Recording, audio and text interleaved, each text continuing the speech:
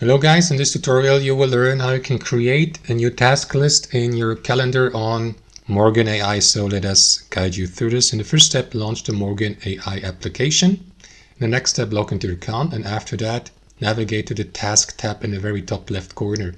Here you will see all upcoming or due and overdue tasks.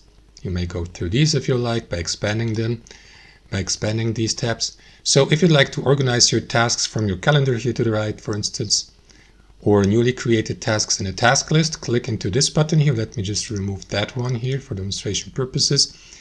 Click into a new task list, give it a name, my task list, for instance, or 1, assign a color, and after that click into save.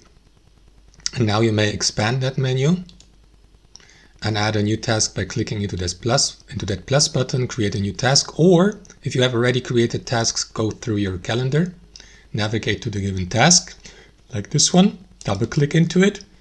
And here guys, what you want to do is navigate to, let me go for example, that one here, because I haven't customized that one. So what you want to do here in that overview of the given task is select the task list and choose the task list you have just created. Otherwise they will be moved to the inbox here. And that's it guys, so let me move it to that task list, click into save. There you have it. That's how it works guys. Thanks for watching and I'll see you next time.